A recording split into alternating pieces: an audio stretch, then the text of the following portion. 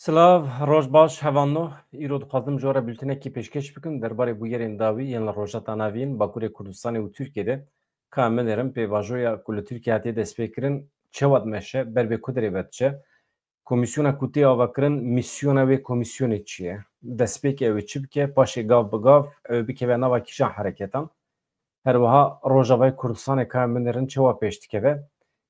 Çend û çi hene em ji we re pêşkêş bikin eger heval amade bin hev hatibin vê dirê û wekî din jî em hinekî behsa alî psîkolojîk ê rewşa eskerên dewleta Tirkiye polîsê wan bikin. Polîsekî vê sibê polîsekî teqewit e yani na polîsek wezîfedar e beriya niha li Cîzrê wezîfedar bîye dema ku vê geriye mala xwe lê xistiye hevjîna xwe û zarokê xwe komple qetil kiriye û paşê jî xwe jî kuştiye.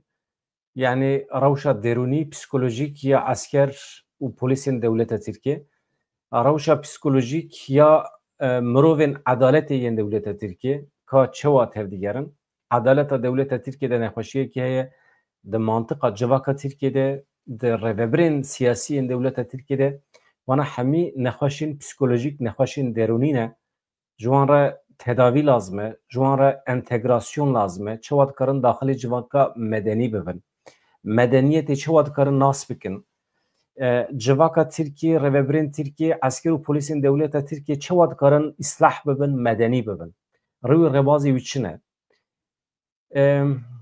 çima sed sal e bi Kurdan re dijîn ev civaka Tirkiye ev rêvebirên dewleta Tirkiye çima nekarîn ji Kurdan ders bigirin çawa nekarîn ji Kurdan medeniyetê fêr bibin ya ew qasa hatin Bakurê Kurdistanê geriyan çûn gundan ew qasa çûn mîvanperweriyê çûn mîvandariya Kurdan çima medenî nebûn çima nebûn sivîl çima ji mirovahiyê para xwe negirtin vaya heqeten pirsekî muhîm e ya vana tamamen ji fêrbûnê re girtîne ji medeniyetê re girtîne tiştekî wisa heye çünkü sed salan mirov di nava civakê de be mirov ne zimanê wê fêr be mirov ne irf û adetê wê fêr be û mirov ne jî ji medeniyeta wan ders derbixe ev hemî tê wê manî ku me jî kilît bûye me jî xitimiye naxebite civak blokê bûye ne bi Ermeniyan re dikarin bidin bistînin ne bi Yunanan re bi Roman re dikarin bistînin ne bi Ereban re blok bûye ev civaka li Tirkiye çawa dikare ji vê rewşa asê derkeve û medenî be vana hemî pirsin em dikarin nava xwe de nîqaş bikin tabî pêdiviya me bi sosyolog û psîkologan heye ji ber vê me gotina entegrasyon bikaranî yani ev însanên nexweş çawa dikarin entegrê jiyana medenî jiyana sivîl bibin hevanna mala wê ava hûn tev xêr hatin erê ne wisa sed sal zêdetir e bi me re dijîn binêrin Erebên li Rojavayê Kurdistanê xwe fêrî jiyana me Kurdan dikin dîsa li Îranê li Rojhilatê Kurdistanê civaka Fars Kurdan weke qewmekî bi qîmet dibîne lê problema esasî li Tirkiyeyê ye vana hemî em dikarin nava xwe de nîqaş bikin ama divê mirov pêşî heqeten nexweşiya wan nas bike pêşî mirov biryar bide ku civak nexweş e ji sohbetên li ser televizyonê hûn tê digihêjin ku civak nexweş e ji pisporê wan ji analîstê wan ji rojnamegerê wan ji profesor akademisyenê wan mirov pê derdixe ku civakek nexweş e mesela goh bidin wan çawa basa pêvajoya li rojata navîn dikin çawa basa Kurdan dikin wana nexweş in siyasetmedarê wan belkî Dewlet Bahçelî ne têda ama hemî nexweş in Kurdê me ê ku diçin demekî dirêj li Tirkiyeyê sekinin mesela ew jî nexweş dikevin tu nêrî asîmîle dibin ji rastiya xwe dûr dikevin dûrketina ji rastiya xwe dûrketina ji irf û adetê xwe vaya îşaretê nexweşiyê ye gelek însan wisa hêdî hêdî nexweş dikevin mesela gelek hevalê me jî nexweş dikevin Zimanê xwe bi kar nayînin, mesela zimanê xelkê bi kar tînin. Vaya nexweşîkî bi ruhî, psikolojîk e vaya. Wana re hemî tedavî lazim e. Merû fehm nake. Merû nikare fehm bike. Yani ême min fehm nekiriye. Belkî asteya min ya entelektûelî têrê nake. Ez fehm bikim însanekî çima zimanekî xwe ew qasa xweş, şîrîn, dewlemend, mîna derya, mîna okyanus di cî de dêle giranî der ser zimanekî din zimanê civakekê din ku em bi wan re xwedî problemên mezin in. Fehm nakim mesela. Em dest pê bikin evan de. İnsanekî asîmîlê bûbe û bi riza dilê xwe asîmîlê bûbe, ji rastiyê xwe dûr keve, bê şik û şüphe nexweş e. Wana nexweş in. Civîna destpêkê ya komîsyona ku hatiye avakirin wê pêncê tebaxê pêk were ji bo amadehiya bingehîn yasayî a pêvajoya danîna çekan ya Partiya Karkerê Kurdistanê PKK li Parlamentoya Tirkiye komîsyonekê hatiye vêkirin. Xuya ye ev komîsyon xebata esasî ya destpêkê ji bo ji danîna çekan re zemînekê hazir bikin. Wisa ye. Navê komîsyonê hêjî neguherandine, Dewlet Bahçeli her çend bibêje jî lê Çapemeniya Tirkiye tim dibêjin di çarçoveya Tirkiyeya bê terör de komîsyon hatiye avakirin. Ji bo wî em dixwazin Tirkiyeya xwe a xweş ji terörê pak bikin. Ev gotinê wan in. Xuya ye giraniya me zêde çênebiye li ser wan. Komîsyon wê li ser pêşnûme yasayekî bixebite, statûya yasayî ya gerîlayan ên ku dev ji çekê xwe berdidin wê statûya wan diyar bike. Ji hatina wan ya Tirkiye re rêyekî bibîne. Hatina wana Tirkiye'nin ne tenê, hatina wana Bakurê Kurdistanê ye jî. Yani dixwazin vegerin memleketê xwe, malê xwe. Ji ber vê ji wan re rêyekî hukukî lazim e. Komîsyona ku tê gotin hefteya pêşiya me dest bi karê xwe bike wê pêşnûme yasaya danîna çekan amade bike. Qanûnekî taybet e, yasaya danîna çekan. Kesî ku li hember dewleta Tirkiye serî rakirine, çek hilgirtine, van însanana bixwazin çekê xwe dayînin, çewatkarin werin Tirkiye. Ev yek wê di dîroka huquqa Tirkiye'de bibe mînaka ewil. Armanca vê yasayê ew e statûya yasayî ya gerîlayên Kurd yên ku çekê xwe datînin wê diyar bike, komîsyon wê salnameya xwe ya xebatê kifş bike, kîjan rojê çawa bike, ew ê biçin ku derê çawa bicivin, rojên civînan, rêbazên ku wê bişopîne, ew ê vana tev diyar bikin di civîna ewil de. Çav li rêya ku civîn li çapemeniyê girtî pêk were, hemû guftûgû, nîqaşên werin kirin di wê civînê de wê dibin qeydan de bin. Pêşnûme yasaya dîrakî li ser masê ye. Niha wezîfeya herî krîtîk mîsyona vê komîsyonê çi ye? Amedekirina pêşnûme yasa me gotibûne yasaya danîna çekan. Di vê pêvajoya xebata berfireh de wê serî li nêrînên hukuknasan bidin. Ew ê biçin cem akademîsyanan, biçin cem nûnerên saziyên civaka sivîl li temamê Tirkiye, biçin cem karmendên dewletê ên ku di pêvajoya çareseriyên berê de cihê girtine, wezîfe girtine, ew ê biçin cem wan. Ji tecrübê wan ew ê bixwazin fayde bigirin. Çavkaniyên AKP dibêjin bendên poşmaniya çalak ê di qanûna cezayê a heyî de ji bo rewşekê danîna çekana komî têrê nakin. Niha di nava qanûnê Tirkiye'de poşmaniya çalak heye, etkin pişmanlık jê re dibêjin. Yani kesî ku bibêje ez poşmanim min çek hilgirtiye, normal li gorî yasayan dikare serbest be nava civakê de. Ev ji ber ku rûmeta mirovan dişkînîne, Partiya Karkerên Kurdistanê jî ev qanûn red kir, pêşî dewleta Tirkiye ev fers kir li ser gerîla, yani hûn divê vê qanûnê qebûl bikin, gerîla jî hêzên yani tevgera Kurd red kiriye ev etkin pişmanlık rûmeta însan dişkînine. Ji bo niha formûlekê din digerin di qanûnan de.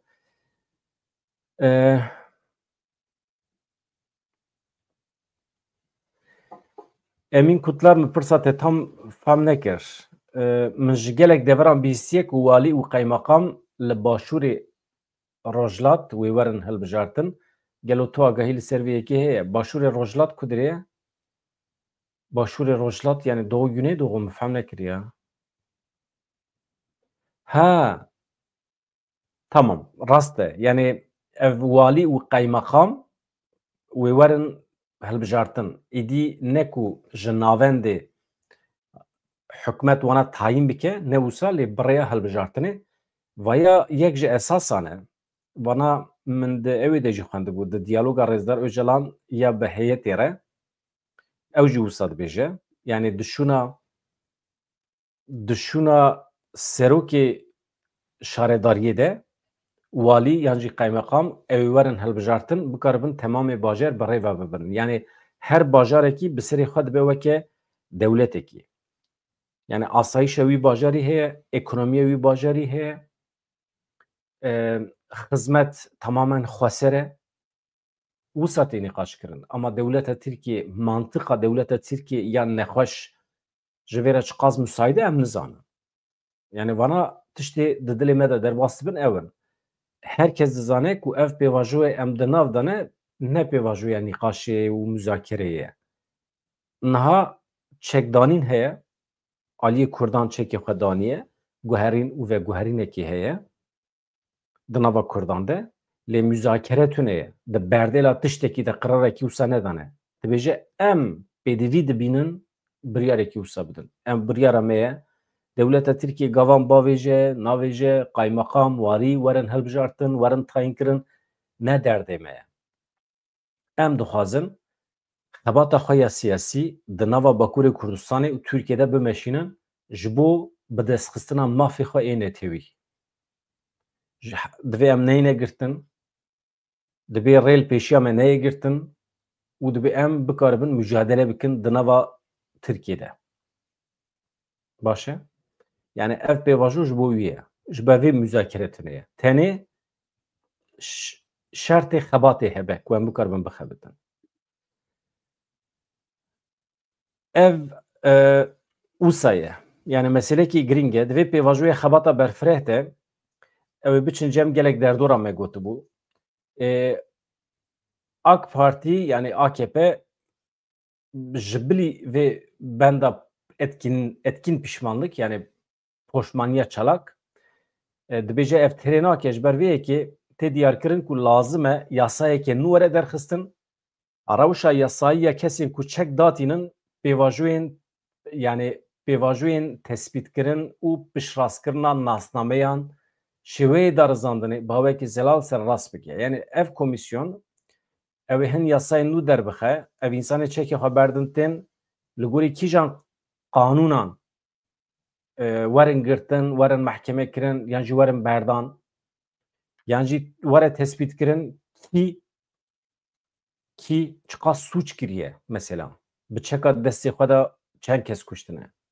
Gelo eger însan hatibin kuştin ev keve çarşıva sûç. Eger ji bo dewdoza Kurdistanê însan hatibin kuştin çawa ye. Wana hemî mesele ne?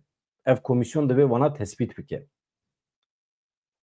Mesela evê MHP'yî dibêje eger însan kuştibe dibe mahkemekirina wan wê cuda be. Eger însan nekuştibe mirov çawa tespît bike kî kuştiye? Şer e, pevçûn e. Elbet mirov wextê çû nava şer mirov sîlah bigre destê xwe ji bo parastina xwe mirov li gorî usûla şer tev digere. Wana hemî problemin yani. Wext dixwaze.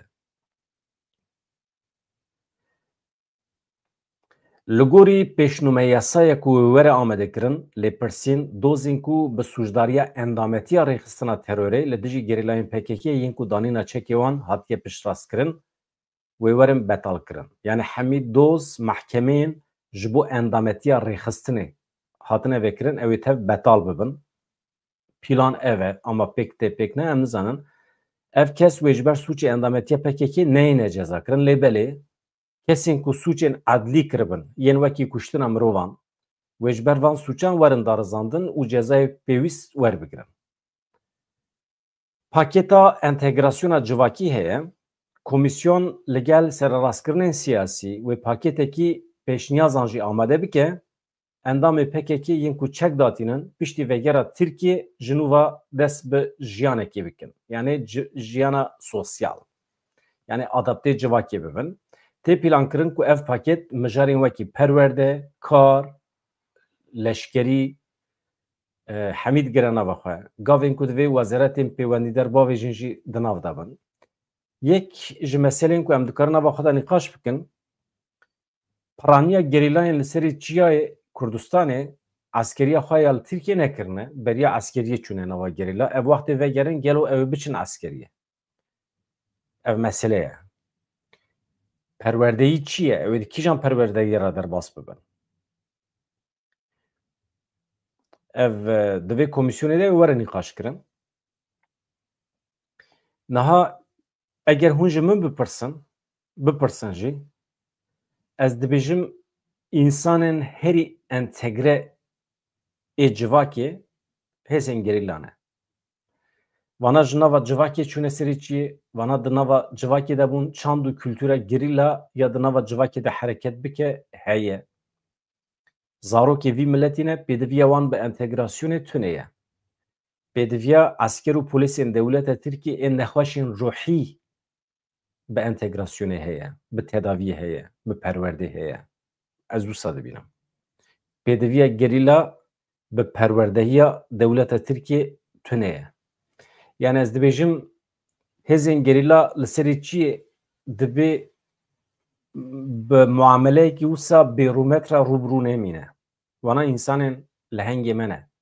Lehengên milletê me dibe em lehengê xwe biparêzin. Ev însanên fedekar ji bo azadiya vî milletê derketine serê çiyê di vegera Tirkiyeyê dibe yek saniyekî jî bi muameleyekî bêrûmetra rûbirû nemîne.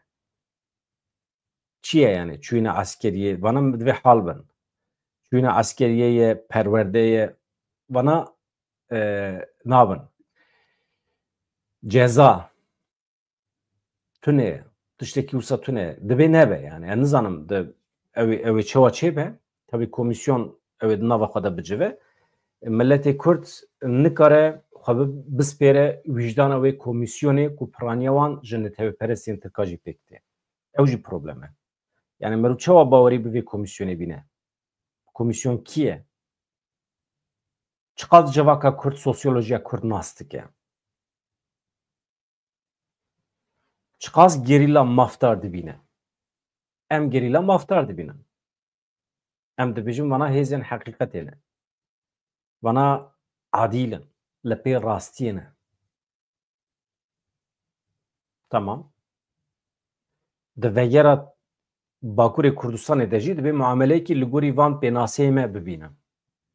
Vaye heqê me ye. Wekî civak em dixwazin zarokên me bi rûmet vegerin welatê xwe.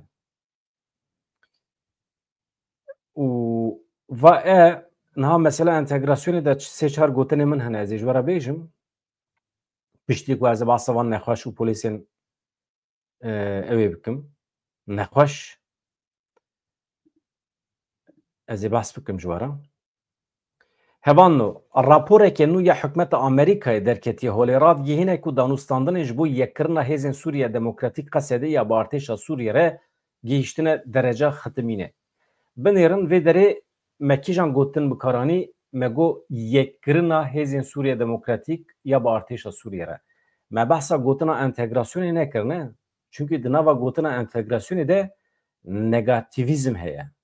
Yani neyînî. Negatif e. Çünkü ji bo entegrasyonê ez ê niha çend gotina basa entegrasyonê bikim. Ama yekkirin gotinekî rast e. Madem hûn dibin yek, dibe li ser hin prensîbên hevbeş hûn bibin yek. Rapor diyar dike ku bendava Tişirînê ji ber sedemên ewlehiyê hêjî nehatiye radestkirin ve kişîna hêzên Amerîka jî hinek deveran bûye sedema zêdebûna aloziyan di navbera hêzên Sûriya Demokratîk Qesedê û eşîrên Ereb ên li wan deveran de. Rapor ji aliyê müfettişê giştî Amerîkayê ve hatiye weşandin. Li gorî wê raporê Arewşa Qesedê ji meha Nîsanê heta Hezîranê gelekî aloz bûye. Rûbrûyê gelek guherînên stratejîk bûye. Di raporê de tê gotin di wan sê mehên dawiyê de danûstandinên ji bo yekkirina Qesedê ya bi artêşa nû ya Sûriye re êdî li ber xitimînê ne. Pêş nakeve. Her du alî jî qebûl dikin ku heta niha di pêkanîna peymana dehê adarê de tu pêşketin çênebiye. Wezareta Karê Derve ya Fransaya ragihand ku her du alî wê di demeke nêz de li Parîsê li hev bicivin. Müfettişê giştî Amerîkayê de rapora xwe de balê dikişîne ser van nakokiyên sereke yên di navbera Şam û rêveberiya Xweser de.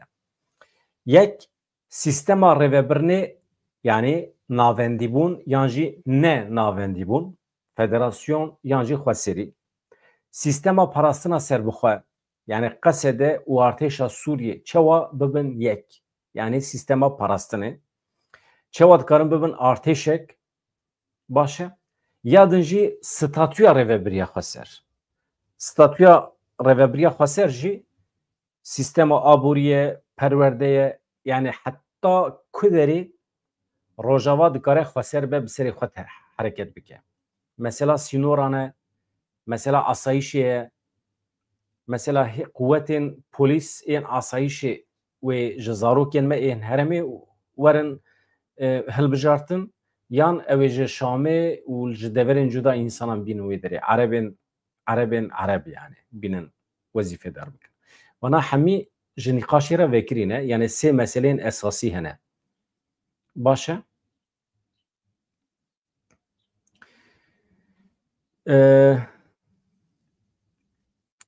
Hevalê velî silav ji te re du pirsgirêkê taybet heye jî got min hemû perwerdeya civaka Kurd bi zimanê dagirkeran çêbiye ya duyemîn zimanê netewî hê çê nebiye erê. Na zazakî û kurmancî evana nabin problem. Her du zarava jî dikarin li gorî xwe di nava herêmê xwe de bikar bînin. Evî dî li gorî xwezayê ye, li gorî bazarê ye. Eger bazara ekonomîk zêdetir bikeve destê dimilkî yan jî kirmanckî zazakî di demekî kin de hemî kurmanc wê zazakî fêr bibin. Çünkü pêdiviya wan bi pere û danûstendinê heye û muxatabê wan jî wê ê zaza bin yani ê kirmanc. Yani pêşketina zimanan bi aboriyê ve gelekî tekildar e, girêdayî ye. Niha me gotibû ev sîstema rêvebirinê wê problemekî ye, navendîbûn yan jî ne navendîbûn, sîstema parastina serbixwe ev jî problem e. Qesedê û artêşa Sûriye wê çawa bibin yek ya din jî statûya rêveberiya Xweser e. Rapor dibêje qesede dixwaze Sûriyekê federal hebe, parastina yekparçeyî pêk were yani parastina yekparçeyî pêk hate coğrafya yekînên qesedê.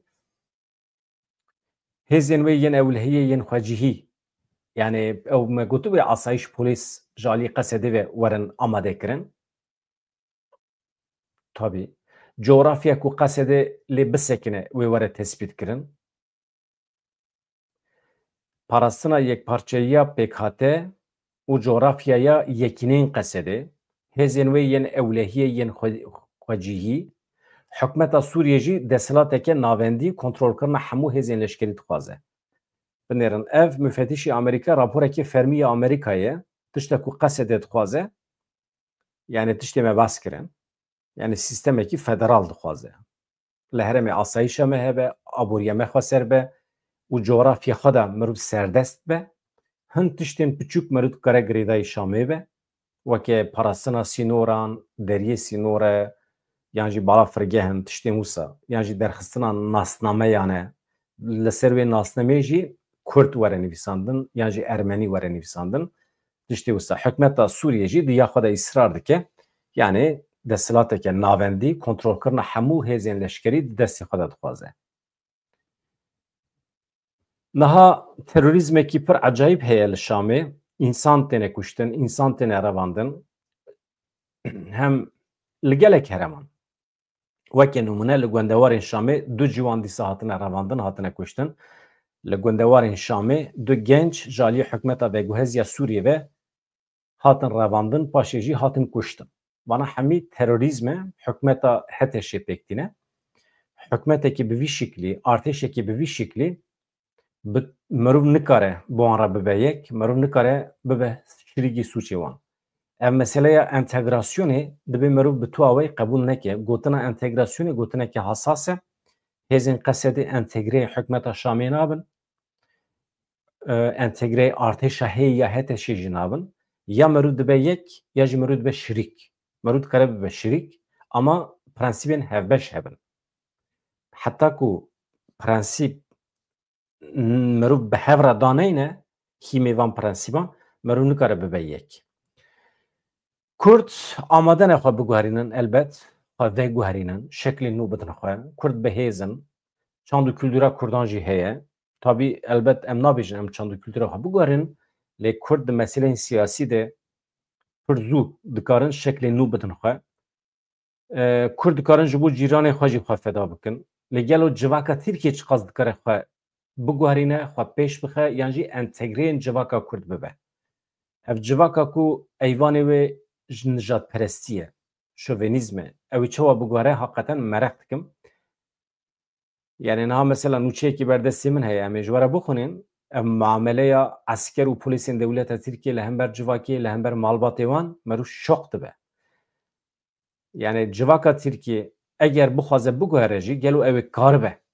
Îro hale hazir mesela me rû dibîne ku rêveberên dewleta Tirkiye komple nexweşên ruhî ne. Memûr, askerê wan tev psîkopatin. Civakeke zombî ava kirine. Çima dibêjim civakeke zombî? Çünkü mejî kilit biye, sekin ye. Hin röportajên kolanan hene hûn temaşe dikin. Dibêjin mesela hûn li Sûriye Kurdistanek dixwazin çêbe wê çi zerara we çêbe. Sedî set herkes dibêje lêxin bikujin. Asla destûr nedine. Hebûna Kurdan ji bo xwe xeteriyekê pir ciddî dibînin. Mesela nabêjin. Çünkü mantık mejî hebiya ew ê bigotina ya hebûna milletê Kurd ji bo me zerar e. Baş e? Acaba hebûna me ji bo wan çi qas zerar e? Gelo ev mantıqa me ji bo hebûna milletê Kurd çi qas zerar e? Ew jî însanin, hebûna wan jî mesele ye. Ew jî aynî tiştî ji bo me bibêjin wê çawa be nakokiyên ciddî derdikevin em ê şer bikin. Niha tu wî ji bo xwe zerar dibînî ew jî te ji bo xwe zerar dibîne wê çawa be em ê şer bikin. Ji xwe wisa ye. İslah bûn ev e. Merû bibe xwedî emelên salih de îslah ji salih de li cem wan çê nabe.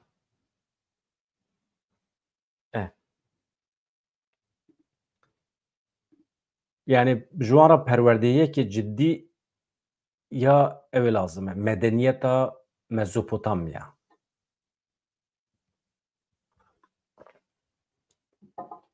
Niha atmosferekê hovane hebe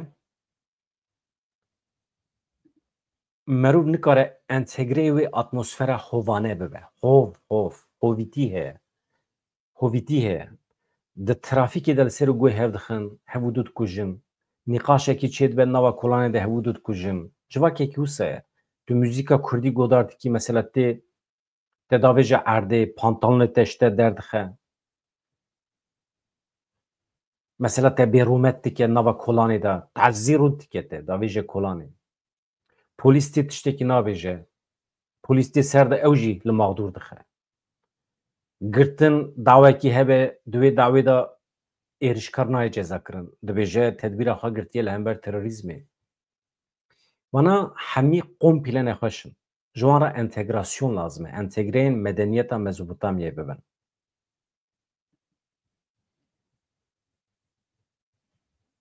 Hûn tevlî min dibin nabe nizanim. Ez xwe re tenê qise dikim. Hevan da. Niha çima min pêdivî dît ez behsa mijarekî bi vî şeklî bikim. Çima ez îro eqwas behsa nexweşiya ruhî ya civaka Tirkiye ya rêveberên dewleta Tirkiye, esker û polîsên dewleta Tirkiye dikim. Yek ev gotina entegrasyonê dibe me rû zû bi kar neyne. Ji ber ku pir wateyên entegrasyonê hene. Gotinek hesas e. Ji latînî tê. Yani berova jî marjinalbûnê ye. Marjinal merûv komekî derveyê civakê be. Derveyê rêzê be. Mesela anarşîzm grubek marjinal e. Marjinal daxilê nava civakê dibin navî wî entegre ye. Entegreyê civakê dibin. Entegrasyon û marjinalizasyon. Wana gotinên jî hev cuda ne. Îje em ne marjinalin. em di nava civakê de ne urf û adetekî me pir kevin heye. Yani têra heft bavê tirka dike, yani ew çand û kültûra me ya kur. Ji ber vê di vê dünyayê de tu civakek ji me dewlementtir tuneyek û karibe me bihewîne di nava xwe de me entegre bike. Ne mümkün e. Urf û adetê Kurdan, zimanê Kurdan, çanda Kurdan ew qas mezin e ku jê re entegrasyon nabe. Ancak dikare civakên derdorê bihewîne, pêşwazî bike di nava xwe de. Cih bide wan. Civaka Tirkiye civakek ne yekgirtiye. Urf û adetekî wanê daîmî kevnare qedîm tune ye. Ji ber vê yekê adrêsek ku mirov daxilê wan bibe tune ye. Vaya meseleyên sosyolojîk in.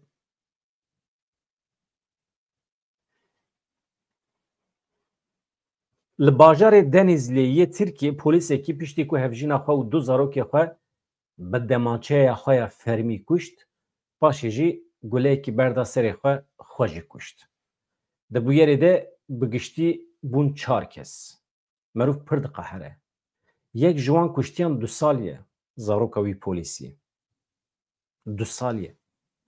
Nexweş in ev, însanê me nexweş in. Bu yer li qata yekemîn ya avahiyekê çarqatî pêk hat. Li kolana Karamanê, navçeya Merkez Efendiye, li Denîzliyê.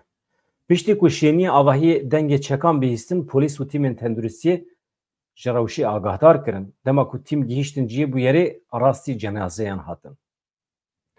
Yê ku demançeya xwe bi kar aniye, navê wî Coşqûn e. 35 sal ye hevanna. Hevjîna wî Nazlı, ew jî gênc e.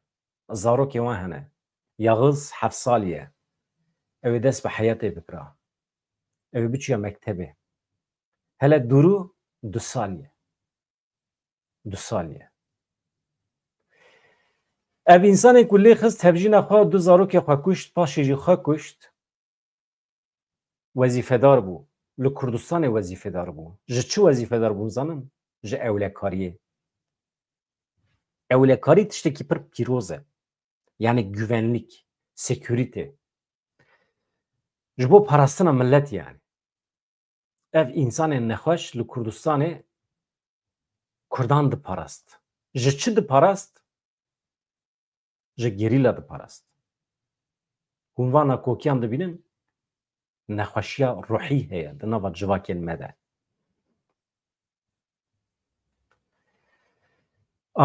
Ev polîs coşkûn li navçeya Cizîrê ya Şirnexê polîs piye beriya niha. Çend roj berê ji bo tatilê çûye Denîzliyê mala xwe, çûye cem malbata xwe.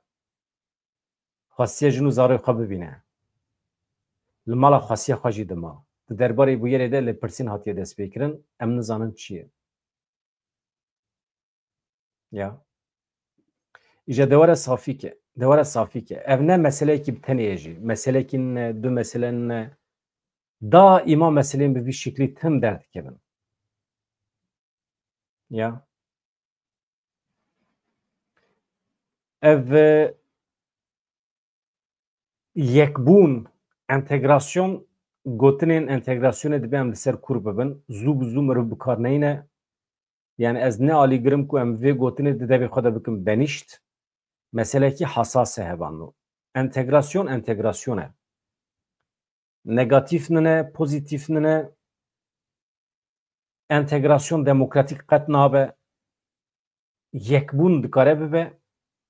Mirov dikare bibe yek elbet. Yani vaya biryarek civakan e. Mirov ji civakan dipirse em bibin yek nebin yek. Mirov dikare bibe yek. Çawa ku mirov dikare bipirse mirov ji hev cihê bibe yan cihê nebe.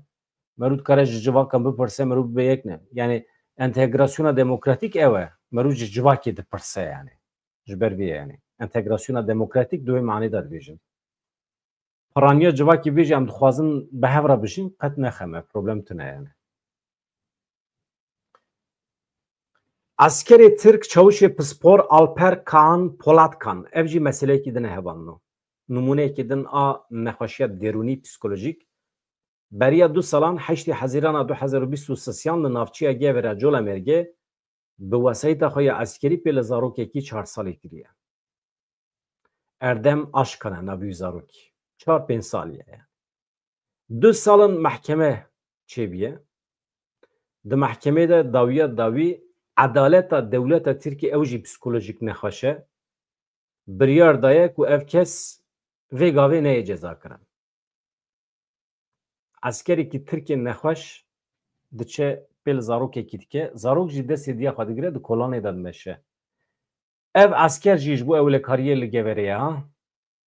Ji bo sekûrîtê, ji bo tişta pîroz, ji bo biparêze, navîdiyê merû çawa bibêjin. Muhefaza, ji bo muhefazaya civakê li wê derê ye.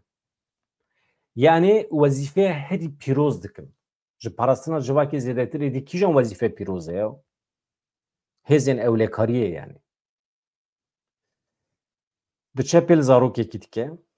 Edalet ew jî mîna wî ye nayê ceza nake, waliyê wan jî, revebirên wan jî, hikûmetê wan jî. Psikolojîk nexweş in. Wesayeta ku ji navçeyê ber bi bajêrê Wanê ve diçû bi lezekî pir zêde li zarokekî 5 salî qelibî navî Erdem me ji were gotibû zarok bi destê diya xwe girtibû li ciyê bûyerê jiyana xwe ji dest da. Xelkê wê demê nerazîbûn nîşan da. Çavuşê pispor çeka xwe kişand berda ser xelkê. Ew bûyer tê bîra min. Millet xwest awî bigire teslîmê edaleta dewleta Tirkiye bike. Yani tu kî teslîmê kî dikî ew jî meselekî din e. Lê ew ji cî bûyerê reviya çû. Zarok jî cî wî de hîşt. Bedena zarokê piçûk li erdê ma û ji cî bûyerê reviya çû. Encama doza di derheqê bûyerê de piştî 2 salan eşkere bû. Ev qatil çavuşê pispor bi cezayekî pir sivik ji meselê filît. Yani bê ceza ma. Artêşa Tirk nexweş e, polîsê Tirk nexweş e, wezîfedarên edaleta Tirkiye nexweş in, qorîcî tev nexweş in, civak komple nexweş e, ji hevpeyvînê nava kolanan diyar dibe, ji analîzên pisporê wan ên di televîzyonan de, ji rojnamevanê wan diyar dibe ku civak nexweş e, tev bûne zombî. İnsanekî maqûl ku bikaribe basa heqê netewiyê Kurdan bike di nava Tirkiyeyê hejmara van destan e. Ne zêde ne.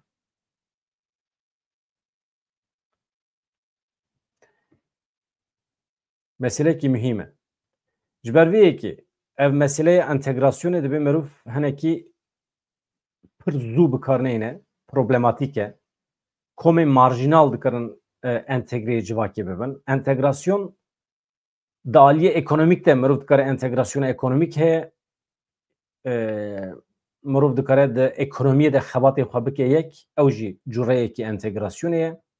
Yani saziyekî aborî tevlî saziyekî dibe. Entegrasyona civakî heye, mirov nirxên xwe li hev dicivîne, bi hev re li heman prensîban, li heman pîvanan dinêre, pîvanê xwe prensîbê xwe dike yek û bi hev re dijî. Entegrasyona eskerî heye, dema komekî eskerên serhildêr marjinal tevlî artêşa mezin dibin, ev jî li gorî pîvanê wê artêşa mezin tev digerin.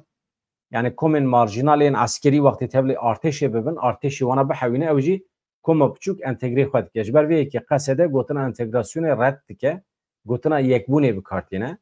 Entegrasyon di tenduristiyê de jî heye. Yani însanên seqet, însanên kemendam ku bixwazin tevlî civakê bibin, ji waran karekî were peyda kirin, ew jî bi şiklekî entegrê civakê dibin. Ji ber ku rewşa wan ne müsaîde. Ew ji ber ku li derveyê civakê mabûn. Tu wextê derveyê civakê bimînî, tu dikarî daxilê nava civakê bibî entegrasyon yani. Yani merûv yeketî yekrêzî bikarbîne baştir e. Yani civakên Kurd û Tirk li ser hin esasan dibin yek. Evet. Yani mesela Tirk dibêjin qaynaşma, uyum, yani jî îslahat. Ha, îslahat hat bîra min. Mesela di destpêka avabûna komara Tirkiyeyê li Bakurê Kurdistanê şark îslahat planî hebûne. Çi bû ew?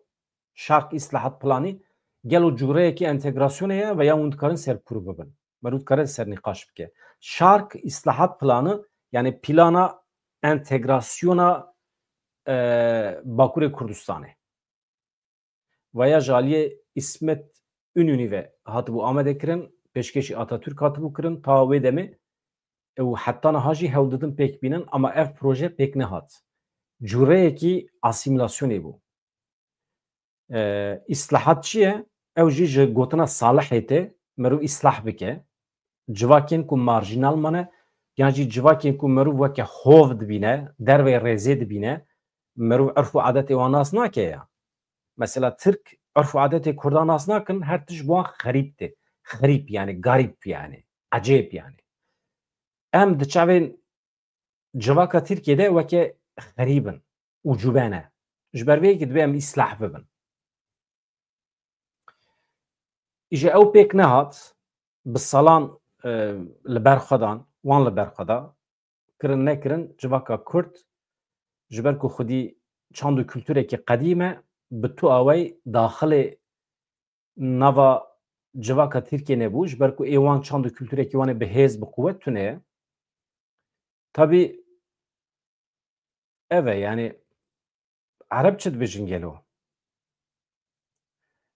Ereb ji ewê re çi dibêjin? Ji entegrasyonê re. Yani em ne marjînalin, bi giranî derdorê marjînal entegre dibin. Eger merû kêm bikarbîne baştir ez dibêjim. Ya indimaç hûn dibêjin Erebî de. Indimaç. Indimaç hinek pozîtîvtir e. Yani bi qasî gotina entegrasyonê ne tûje. Merû entegre dibe lê bi şertê ku hebûna xwe, urf û adetê xwe, tiştek ku mirovan dike mirov, merû wana biparêze. Yani rengê civakê merû biparêze.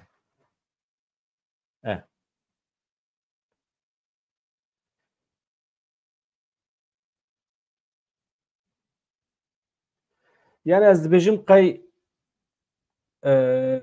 em civakeke li gorî pîvanê xwe dijîn li Bakurê Kurdistanê, li her derê Kurdistanê jî. Yani derdê civaka Kurd ku entegreyê civakekî din bibe tune ye. Çünkü em ji xwe razî ne, em ji pişta me rast e, ji çand û kültûra me, ji erf û adetê me.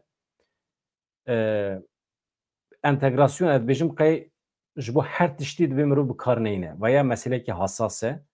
Ha komên çekdar dikarin entegre bibin, entegre civaka xwe jî, entegreyên jiyana îro ya li Tirkiye bibin, ew mirov dikare bikarbîne ama ji bo civakan, ji bo meseleyên sosyolojîk de dibêjim mirov zêde bikarneyîne baş e. Yani kîjan entegrasyon dibe bila bibe. Ez di wê qenaetê de me. Yani rîca min ew e siyasetmedarê me vê gotinê pir zêde devê xwe de nekin benîşt. Me jî hîn lê kulî nekiriye entegrasyon tam çi ye. Dibe mirov etimolojiya van gotinan bikolê. Ji ku derê tê, çawa tê, em zanin ji latînî tê, wê demê em dikarin tirkiyewî bikarbînin wê demê. Uyûm bêjin. Îslah bêjin. Yan jî merû bikewe bi heva. Kurmanciyê wî jî heye. Kewîn heye. Merû bi heva bikewe. Bi heva bihele, bi heva bizelqe. Tonkî gotin heye merû dikare peyda bike.